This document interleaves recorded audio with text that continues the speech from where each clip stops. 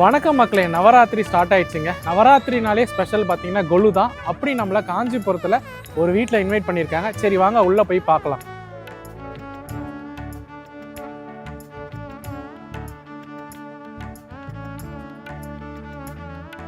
வணக்கம். காஞ்சிபுரத்தில் இருக்கோம். நாங்கள் 19 வருஷமாக கொலு வைக்கிறோம்.